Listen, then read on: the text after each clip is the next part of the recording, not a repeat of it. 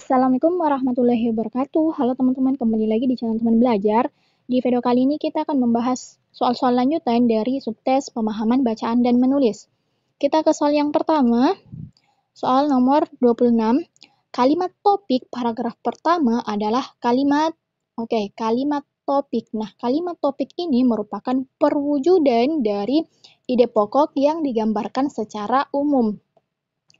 Nah, jika ada kalimat topik, maka ada kalimat penjelas. Kalimat topik ini didukung oleh beberapa kalimat penjelas yang akan mengikutinya. Di opsinya disediakan kalimat ke-1, kedua, ketiga, keempat, dan kelima. Kita baca dulu ke kalimat pertama dulu. Generasi hari ini berbeda dengan generasi sebelumnya karena generasi hari ini lahir di tengah kecanggihan teknologi digital sehingga mereka dimanjakan game online dan media sosial. Kalimat yang kedua, sejatinya smartphone mendukung proses belajar mengajar sehingga proses transfer of knowledge dan pembinaan karakter dan keterampilan berjalan lancar. Namun, kita juga sering menjumpai remaja yang berada dalam sebuah forum tanpa berkomunikasi satu dengan yang lain karena asyik dengan dunianya sendiri. Kalimat yang keempat, meminjam bahasa Don Tapscott 2013, generasi ini adalah generasi acuh tak acuh. Minat mereka hanya mengenai budaya populer para pesohor dan teman-teman mereka. Oke, kalau kita lihat dari kalimat pertama, kedua, ketiga, keempat, dan kelima, yang merupakan kalimat topik adalah kalimat pertama. Kenapa? Karena ini digambarkan secara umum, yang mana mengatakan bahwa generasi hari ini berbeda dengan generasi sebelumnya karena lahir di tengah kecanggihan teknologi digital. Dan untuk kalimat kedua, ketiga, keempat, dan kelima ini merupakan kalimat penjelas yang diuraikan dari kalimat pertama. Berarti untuk soal nomor 26, opsi yang paling tepat adalah opsi yang A. Soal nomor 27. Kesalahan penggunaan tanda baca koma terdapat pada kalimat. Oke, kita analisis masing-masing opsi jawaban. Ke opsi yang A, kalimat ketiga. Namun, kita juga sering menjumpai remaja yang berada dalam sebuah forum tanpa berkomunikasi satu dengan yang lain karena asyik dengan dunianya sendiri. Oke, ada dua tanda baca koma, yaitu setelah kata namun dan sebelum kata karena. Nah, untuk penggunaan tanda baca koma setelah kata namun ini, penggunaannya sudah tepat. Kenapa? Karena kata namun merupakan konjungsi antar kalimat atau konjungsi yang menghubungkan antara kalimat yang satu dengan kalimat yang lainnya. Jadi, perlu ditambahkan tanda baca koma setelah katanya. Kemudian lanjut ke tanda baca koma sebelum kata karena. Nah, penggunaannya ini kurang tepat. Kenapa? Karena tidak boleh ada tanda baca koma sebelum kata karena. Karena kalimat karena asyik dengan dunia sendiri ini merupakan kalimat lanjutan dari kalimat sebelumnya. Jadi tidak boleh ada tanda baca koma yang memisahkannya. Berarti kesalahan penggunaan tanda baca koma terdapat pada kalimat A, yaitu kalimat ketiga. Jadi seharusnya tidak boleh ada tanda baca koma di kalimat ini. Oke, kita sudah menemukan jawabannya, yaitu opsi yang A. Tapi kita analisis dulu opsi-opsi yang lain. Opsi yang B, minat mereka hanya mengenai budaya populer, para pesohor, dan teman-teman mereka. Oke, di sini ada tanda baca koma. Nah, tanda baca koma ini penggunaannya sudah tepat karena kalimat ini merupakan kalimat pemerincian.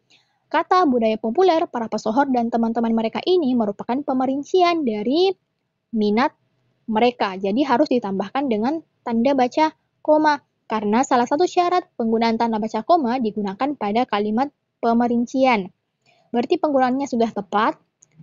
Oke, opsi yang C, kalimat ke-7. Menurut Felder dan Solomon 1993, pembelajaran di zaman informasi ini mempunyai kecenderungan gaya belajar aktif, sequential, sensing, dan visual. Oke, ada tanda baca koma sebelum petikan langsung. Nah, ini penggunaannya sudah tepat. Kenapa? Karena syarat penggunaan tanda baca koma itu juga merupakan juga penggunaannya harus dilakukan di sebelum petikan langsung atau digunakan untuk memisahkan petikan langsung dalam sebuah kalimat. Jadi penggunaannya sudah tepat. Kemudian kalimat ini juga merupakan kalimat pemerincian, jadi juga harus ditambahkan dengan tanda baca koma. Berarti penggunaannya sudah tepat. Kemudian kalimat 8, fokus pembelajaran adalah pembelajaran seumur hidup, bukan demi ujian semata. Nah, tanda baca koma pada kalimat ini juga penggunaannya sudah tepat. Kenapa? Karena tanda baca koma ini merupakan pemisah antara dua kalimat yang tidak setara. Lanjut ke kalimat 11. Jadi, yang terpenting bukan hanya tentang apa yang diketahui ketika mereka lulus, melainkan juga untuk mencintai pembelajaran seumur hidup. Oke, tanda baca koma setelah kata jadi. Penggunaannya sudah tepat. Kenapa? Karena kata jadi ini merupakan konjungsi antar kalimat. Jadi harus ditambahkan tanda baca koma setelah katanya. Nah, penggunaan tanda baca koma setelah kata lulus ini juga sudah tepat karena tanda baca koma ini merupakan pemisah antara dua kalimat yang tidak setara. Berarti benar ya untuk soal nomor 27, opsi yang paling tepat adalah opsi yang A, karena hanya opsi A ada kesalahan dalam penggunaan tanda baca koma. Lanjut ke soal nomor 28, pernyataan yang jawabannya tidak ditemukan dalam teks tersebut adalah, nah karena teksnya tadi kita sudah baca, jadi tidak perlu kita baca ulang, langsung kita analisis masing-masing opsi jawaban. Ke opsi yang A, apa keuntungan teknologi digital bagi generasi sekarang? Nah, opsi A ini ada jawabannya di kalimat kedua, yaitu sejatinya smartphone mendukung proses belajar mengajar sehingga proses transfer of knowledge dan pembinaan karakter dan keterampilan berjalan lancar. Jadi jawabannya ada, berarti bukan opsi yang A. Opsi yang B, mengapa generasi sekarang berbeda dengan generasi sebelumnya? Ini juga ada jawabannya di kalimat pertama, yaitu generasi hari ini berbeda dengan generasi sebelumnya. Karena generasi hari ini lahir di tengah kecanggihan teknologi digital. Jadi bukan opsi yang B juga jawabannya. Opsi yang C, di manakah generasi sekarang bisa menggunakan teknologi digital? Nah, opsi yang C ini kalau kita lihat di dua paragraf tidak ada ditemukan jawabannya. Berarti kemungkinan soal nomor 28 ini opsi yang paling tepat adalah opsi yang C. Tapi kita simpan dulu. Lanjut opsi yang D, bagaimana pendapat pakar mengenai model pembelajaran yang ideal? Oke, ini ada di kalimat ketujuh, yaitu menurut Felder dan Solomon. Nah, Felder dan Solomon ini merupakan pakar. Nah, apa yang dikatakan Felder dan Solomon, yaitu pembelajaran di zaman informasi ini mempunyai kecenderungan gaya belajar aktif, sequential, sensing, dan visual. Jadi, opsi yang D ini juga ada jawabannya, berarti bukan opsi yang D. Opsi yang E, apa tujuan jangka panjang pembelajaran bagi siswa? Nah, ini ada dijelaskan di kalimat ke-8. Fokus pembelajaran adalah pembelajaran seumur hidup, bukan demi ujian semata. Jadi tujuan jangka panjangnya adalah pembelajaran seumur hidup. Berarti jawabannya ada di kalimat 8, berarti bukan opsi yang E. Berarti untuk soal nomor 28 ini, opsi yang paling tepat adalah opsi yang C, karena opsi yang C tidak ditemukan jawabannya di kalimat manapun. Lanjut ke soal nomor 29. Kata ganti mereka pada kalimat kelima merujuk kepada. Oke, kita baca dulu kalimat kelima. Minat mereka hanya mengenai budaya populer, para pesohor, dan teman-teman mereka. Oke, kata ganti mereka. Nah, untuk mencari kata ganti mereka, kita baca di kalimat sebelumnya. Untuk mengetahui kata ganti apa sih yang paling tepat dari kata mereka ini. Kalimat sebelum dari kalimat kelima adalah kalimat keempat. Kita baca dulu. Meminjam bahasa Don Tapscott 2013, generasi ini adalah generasi acuh tak acuh. Berarti kata ganti mereka ini adalah generasi acuh tak acuh. Dan tidak mungkin juga generasi ini, karena generasi ini merujuk pada generasi acuh tak acuh. Berarti opsi yang paling tepat adalah opsi yang A. Lanjut ke soal nomor 30.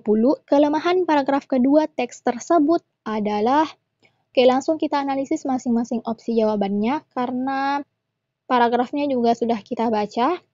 Opsi yang A, data tidak dipaparkan dengan jelas dan menyeluruh. Oke, kalau kita lihat di paragraf kedua ini memang tidak ada data yang dipaparkan. Jadi bisa jadi opsi A jawabannya, tapi kita simpan dulu. Opsi yang B, hal yang harus dilakukan guru dalam mengajar tidak dikemukakan. Nah, opsi yang B ini salah. Kenapa? Karena hal yang harus dilakukan guru dalam mengajar itu sudah dikemukakan. Ada penjelasannya di mana nih? Di kalimat 10, guru perlu mengajari mereka cara belajar yang baik dan mendorong mereka untuk gemar membaca dan menulis. Jadi bukan opsi yang B jawabannya. Opsi yang C, pentingnya pembelajaran seumur hidup tidak dijelaskan. Oke, pembelajaran seumur hidup ada di kalimat ke-8. Dan kalau kita lihat memang tidak ada yang menjelaskan terkait dengan pentingnya pembelajaran seumur hidup. Oke, ini juga bisa jadi merupakan jawabannya, tapi kita simpan dulu. Opsi yang B, gaya belajar sequential, sensing, dan visual tidak dijabarkan. Oke, terkait dengan gaya belajar ini dijelaskan di kalimat ke-7, dan kalau kita lihat memang tidak dijelaskan, memang tidak dijabarkan secara lebih rinci terkait dengan gaya belajar sequential, sensing, dan visual. Jadi bisa juga jadi opsi yang D jawabannya, tapi kita simpan dulu.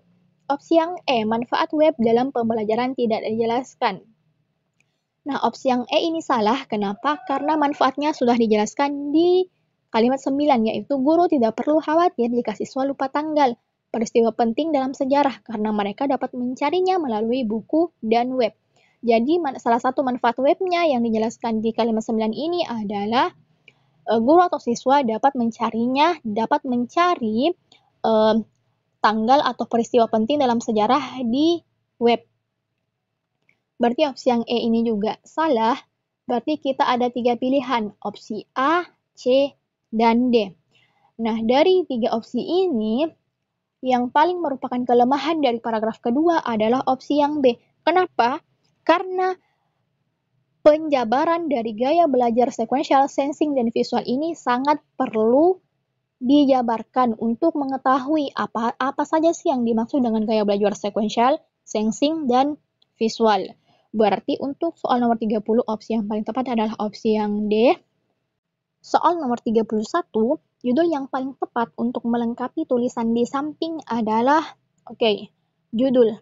Nah, judul itu harus memuat keseluruhan isi yang dibahas dalam teks atau paragraf.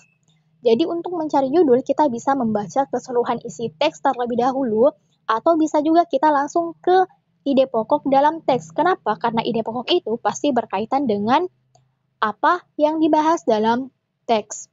Nah, kalau kita lihat dari teks ini, ide pokoknya ada di kalimat pertama, yaitu pendidikan kita saat ini setidaknya dihadapkan pada 3 masalah besar. Jadi ide pokoknya adalah pendidikan yang dihadapkan pada 3 masalah besar. Nah, kalimat kedua dan seterusnya itu pasti memuat penjelasan dari kalimat pertama, dan kalimat selanjutnya ini pasti akan membahas terkait dengan 3 masalah besar tersebut. Nah, karena kita sudah menemukan ide pokoknya, berarti kita juga bisa menentukan judulnya. Nah, judul yang paling tepat terkait dengan ide pokok tersebut adalah opsi yang C, yaitu masalah-masalah pendidikan Indonesia. Karena ide pokoknya membahas 3 masalah besar pendidikan kita saat ini. Lanjut ke soal selanjutnya. Kata depan yang tepat melengkapi kalimat 1. Kalimat 1. Pendidikan kita saat ini setidaknya dihadapkan titik-titik 3 masalah besar. Nah, untuk melengkapi kalimat 1 ini, kata depan yang paling tepat adalah kata pada, agar kalimat ini menunjukkan dua hubungan yang saling berkaitan, yaitu pendidikan dan masalah-masalahnya. Berarti opsi yang paling tepat adalah opsi yang C. Soal nomor 33, kata yang paling tepat untuk melengkapi titik-titik pada kalimat ketiga adalah, kalimat ketiga kita baca dulu. Secara umum saat ini pendidikan kita lebih menjalankan akumulasi pengetahuan yang bersifat titik-titik daripada penguasaan keterampilan dan pembentukan kepribadian. Kalau kita lihat dari opsi A, B, C, D, dan E, opsi yang paling tepat adalah opsi yang C, yaitu verbal. Verbal artinya secara lisan, bukan tertulis. Jadi, akumulasi pengetahuan yang bersifat verbal itu adalah di mana akumulasi pengetahuan yang hanya bisa disampaikan atau dipaparkan secara lisan, tetapi tidak benar-benar dikuasai dalam hal keterampilan dan pembentukan kepribadian. Berarti soal nomor 23 ini opsi yang paling tepat adalah opsi yang C. Lanjut soal nomor 34, kata yang paling tepat untuk melengkapi titik-titik pada kalimat 5 adalah, kalimat 5 kita baca dulu. Bentuk motivasi ini lebih mengutamakan ijazah atau gelar daripada titik-titik yang benar-benar dikuasai atau mampu dikerjakan. Nah, kalau kita lihat dari opsi-opsi yang ada, opsi yang paling tepat untuk mengisi kalimat 5 adalah opsi yang C. Ya, keterampilan, yang mana keterampilan ini sama dengan keahlian, kecermatan, kefasihan, dan sebagainya. Jadi, untuk soal nomor 34, opsi yang paling tepat adalah opsi yang E, yaitu keterampilan. Soal nomor 35, kata yang paling tepat untuk melengkapi titik-titik pada kalimat ke-6. Kalimat ke-6 kita baca dulu. Pendidikan kita belum berhasil meningkatkan kualitas hasil belajar sebagian besar peserta didik yang umumnya titik-titik sedang atau kurang. Kata sifat sedang atau kurang ini mengacu pada kualitas hasil belajar peserta didik. Nah, jadi jika seperti itu, kata yang paling tepat untuk melengkapi sebelum kata sedang atau kurang itu adalah opsi yang D, yaitu berkemampuan. Jadi, kualitas peserta didik itu ada berkemampuan sedang, ada juga berkemampuan yang kurang. Soal nomor 36 atau soal nomor terakhir, kata berimbuhan yang salah digunakan pada paragraf tersebut adalah, kita analisis masing-masing opsi jawaban. Opsi yang A, pemerataan. Pemerataan ada di kalimat kedua. Masalah tersebut terkait dengan mutu, motivasi, dan pemerataan pendidikan. Katanya sudah tepat, jadi bukan opsi yang A.